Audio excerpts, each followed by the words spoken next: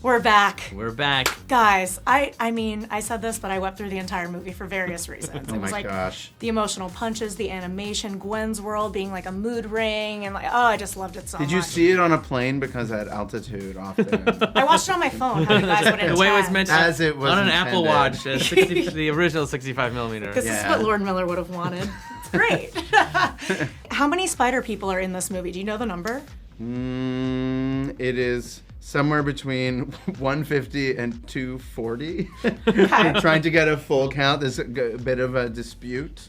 But there were many, many, many characters designed from head to toe, complete with like each having their own unique comic book style. Mm-hmm. It was a major effort. What was something that you didn't get to do in the first movie that you got to do this time around that was the most exciting? Nobody has asked us that yet. I mean, Are you being sarcastic? No, I swear to heaven.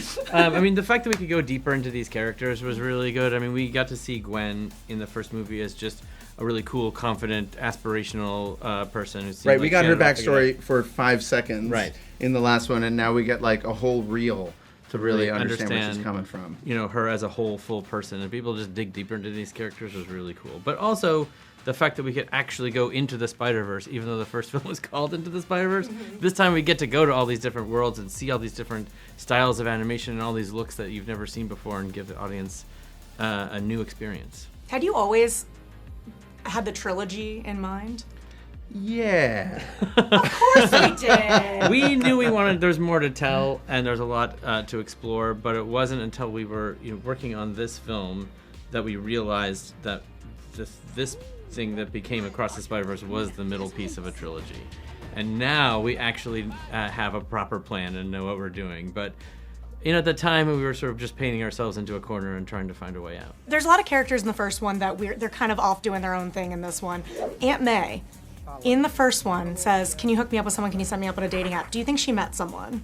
Oh, and that's why she moved down to That's Florida? why she moved to Florida. Of I course. think that's a pretty good She theory. met a guy. Yeah. Yeah, she met someone online, and she's an impulsive person, so I wonder if she just like went down there. I'm kind of worried about her Yeah, we don't know. because they've never met in person. Right. She just went down there and Do you think she could be getting catfish? she just we never don't know. She's very vulnerable.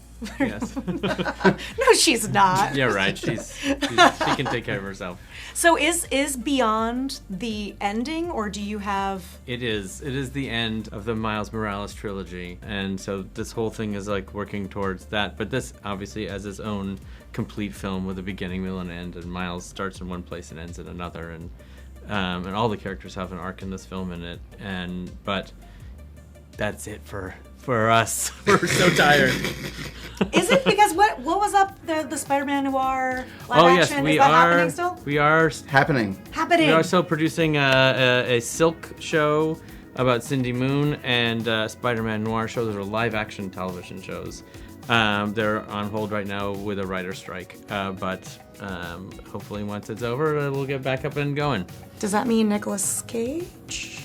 Anything is possible in the multiverse. One of my favorite fun facts about the first one is that the frame rate of Miles kind of changes and evolves as the movie goes on. Yeah. Was there anything that in this one that you felt like you're most proud of that maybe viewers won't catch on the first go around? Well, speaking of frame rates, I think Hobie Brown is on like 4s and 5s some of the time because he's like made out of zines and posters. We're really proud of how that character wound up looking because we really wanted him to feel like he was made out of like cut paper. Was he the hardest to get right, or was there... Actually, yes. It's hard to make it's really hard to make a computer make something look crummy like a Xerox machine ran out of toner, right? And it's also for our artist whose like whole job is to make everything look really fancy and expensive. It's like, can you make it look like you did it in your basement, like really fast out of pieces of garbage?